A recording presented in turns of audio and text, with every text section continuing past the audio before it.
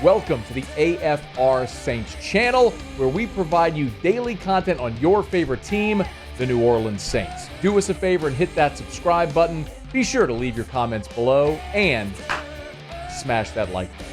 Who dat? All right, Pro Day in the rearview mirror. The next benchmark for the NFL, of course, be next week, the start of the league year. And then, of course, it'll be the NFL draft. So with Pro Day in the rearview mirror, not Pro Day, the Combine, forgive me. Pro Days are coming up, and then obviously the NFL draft. With the draft on the horizon and with the Combine behind us now, the NFL teams are starting to focus their attention toward not only free agency in the start of the league year, but also the draft. And for players that weren't at the Combine, this is an opportunity for teams to be able to get an up-close and personal view and look and meeting with some of the prospects in the draft. And there's an interesting one that the Saints have already scheduled, according to Tom Pelissero. And Tom Pelissero reported this on Tuesday night, that Northern Iowa defensive tackle Khristian Boyd, who he notes was a surprise omission from the Combine. He was not invited to the Combine. But he's got 7 pre-draft visits lined up so far, and one of them being with the New Orleans Saints. Pelissero notes that Boyd is 6'4", 317 pounds, and turned heads at the East-West Shrine Bowl, where he did work. You tweeted a video of some of the one of the wins, a couple of the wins that he had there in a goal line drill against Bull Rush and some of the offensive linemen. This one's really interesting for a couple of reasons, because of who he is, where he played, but also the position he plays. So just very quickly to kind of give you a little backstory. So Khristian Boyd was Trevor Penning's teammate at Northern Iowa. So Penning, of course, was an offensive lineman at Northern Iowa, and Khristian Boyd was an interior defensive tackle. So maybe they didn't do a lot of reps against each other, with Boyd being an interior player and Penning playing offensive tackle there at Northern Iowa. But he's 6'2". He was listed at 6'2", 320. Pelissero listed him at 6'4", 317. That's a pretty big disparity. 6'2", 320 and 6'4", 317. For whatever it is worth, I went back and looked up his 247 profile when he was a prospect and coming out of high school, and they listed him, 247 had him as, 247 rated him as a 2-star. The composite had him as a 3-star. And they listed him coming out of high school again as a high school prospect at 6'4", 305. So I think the 6'4" is more legit. But, maybe not. Like, again, the notation is that at the Shrine Bowl, he was 6'2", so he didn't go to the Combine. Every team will get their own designation, but take it for whatever it's worth. There's a discrepancy there. What's the actual height, weight, whatever?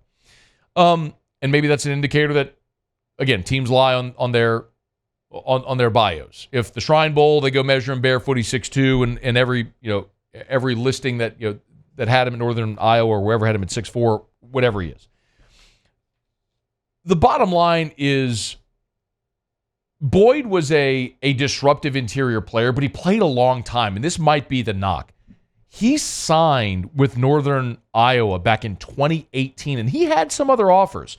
He had interest from Arkansas State, had interest from Kansas, Central Florida, Missouri State, so he ended up in the FCS at Northern Iowa. But he had FBS offers and at least one Power 5 interested school there from Kansas. Remember, Central Florida wasn't in the Big 12 yet. They were a group of 5 school at the time.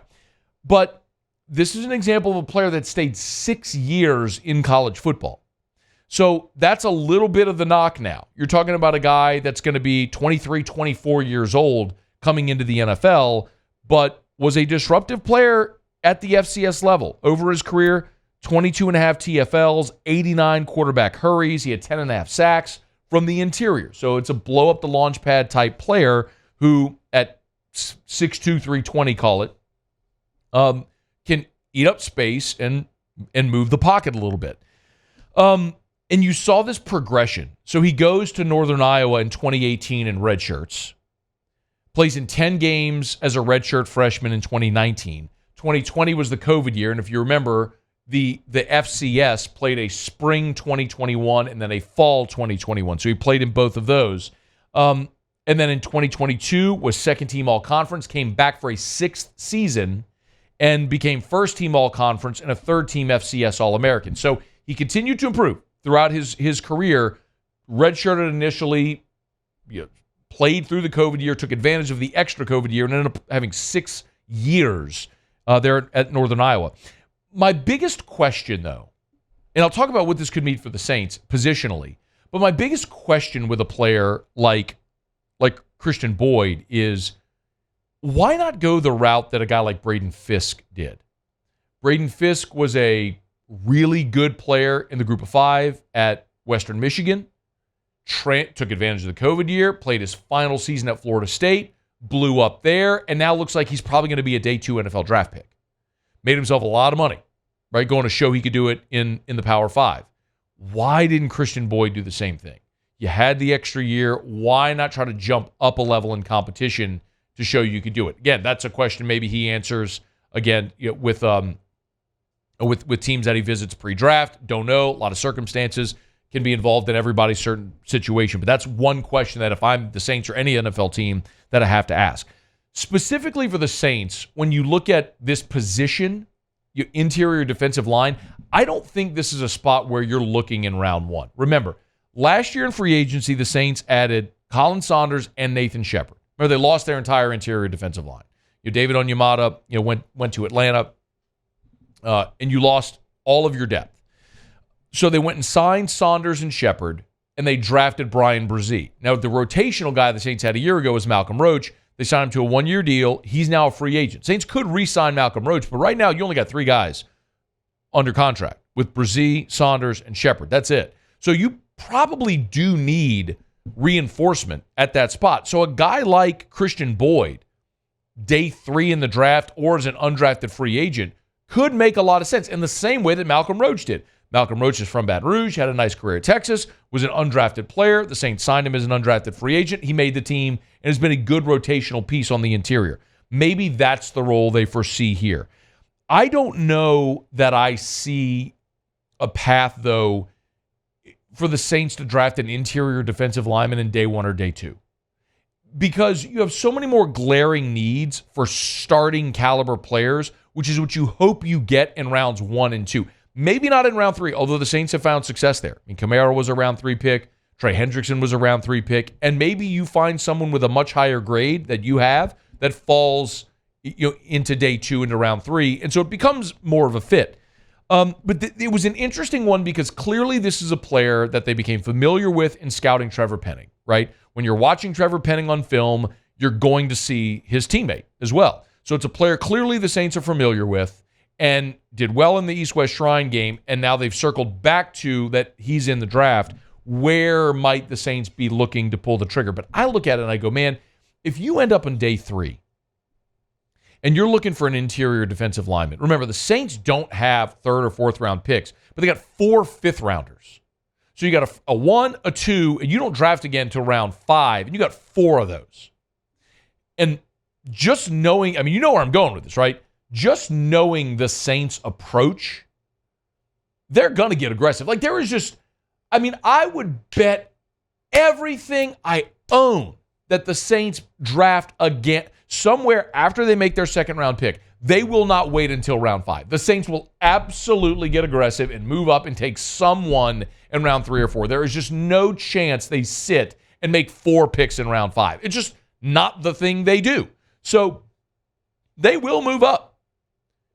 But if you're on day 3 and you're going to move up to get a player you want in round 4, let's say, or you move up into round 3, why wouldn't you look at a guy with a higher ceiling like a Mason Smith? And obviously we're all familiar with Mason Smith here, but it doesn't have to be Mason Smith, but a guy like that who you feel has a higher ceiling, who's maybe sitting there, later in round 3, later in day 2 or early in day 3, instead of a guy that's going to be a late round pick or an undrafted free agent. Maybe it comes down to where this is an undrafted free agent, you're doing your due diligence. But the Saints need they need a fourth interior defensive lineman. You need someone to be part of that rotation. And maybe the answer is re-signing Malcolm Roach.